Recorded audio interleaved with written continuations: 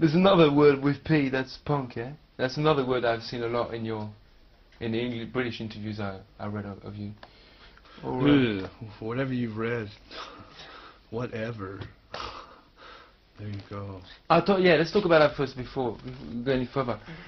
Talking about whatever you read, like, there was an article in the Melody Maker. There was a, front page article that presented you like real rock and roll monsters. Sensationalism is all it is, being sensational. You can just read another paragraph. You can just read. You can read the Sun, or you can read the Sunday Sport. Just a bunch of sensational articles. Everybody likes to have a good time. Sometimes things get out of hand, but to have a whole image behind a band, it made a good article. I suppose. It was funny. It was a good laugh.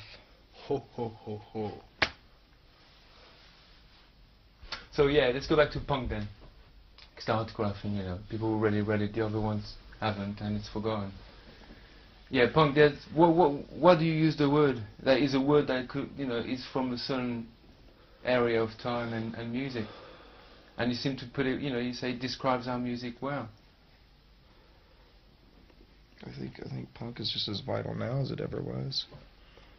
As far as like inspiring people, you can still look back on punk rock that came out in the early 80s and late 70s and still be just as inspired and into it as it might have affected you when it was released, when it was out. And punk was like very simple, and there was a lot of energy. All the first real punk. There was a lot of melody too, and it was a reaction to like stuffiness and like progressive jazz in rock and roll. Old farts playing 20-minute songs when what rock and roll was like a 3-minute song, and it just really got you going. Go man, go. I'm looking for kicks. Emotional instead of like really cerebral, Punk rock made me realize that you don't have to be professional. You just have to have passion. It inspired a lot of people to be as sloppy as you want. And that's what made me start playing guitar. I was intimidated when I first started playing guitar by really professional musicians, like heavy metal musicians who are very anal and technical and promoted the fact that they can play good, and that made me not ever think of playing rock and roll realistically or ever making a career out of it or actually, going for it and doing it. But when I heard punk rock, it made me realize that these people are a lot like me, They're just as sloppy and as bad musicians, but they still like passion and they like energy, and so it helped me start a band. And hopefully it'll do the same for other kids and people. Professionalism is a really big thing in America, isn't it? More than here, I think. You have to be... That's something that always strikes me. A lot of American artists, the emphasis is on, being very good at it and working your ass off at it. It's a very, a very American thing, I think. Well, it's American. probably true I don't like everywhere. to throw too much of that. It's American. Yeah. But no, but I understand that. I mean, work. Work. In America, there's colleges devoted to, like the Guitar Institute of Technology and the Percussion Institute of Technology, and they go and they Accordion teach you how to like make those moves on stage and how to look and what to wear and teach you to make it. They have commercials. Get a career in the music industry, managerial, sound engineering, and they show these like total goofballs twirling these knobs and stuff. Like, it's so romantic. But in the same time, you do get involved a lot in controlling whatever comes out of Nirvana. You have to. You have to do it because we don't trust anyone else. It's up to us three, and you let somebody else go, get a hold of it, and who knows how it's going to turn out.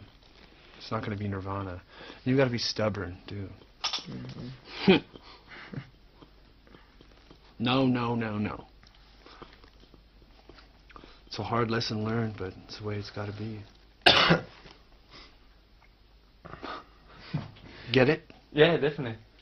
But like on the video, like somebody was telling me, is it Alex telling me that, you know, you, I don't know if it's you or you three, control it, like the teen spirit. Oh yeah, we thought of the whole idea. Mm-hmm. We did hire a director, and at times we were at the mercy of the director, but hopefully we explained it to him well enough so he could get a good idea of what we wanted. There were a lot of time constrictions for the video to be released, so we only had a couple of days to edit it, and we mainly just let the production company edit it, and then we looked at the rough edits and decided to take a few things out. But they had a really good idea of what we wanted. We had a few discussions over it. Yeah. So it turned out all right. It's a Nirvana video. I mean, if Nirvana had nothing to do with it, you know, I could see some manufactured band. You know, there, take your places, guys. No, I mean, it definitely works because I received the idea of it's like, you know, I process 20 videos a day.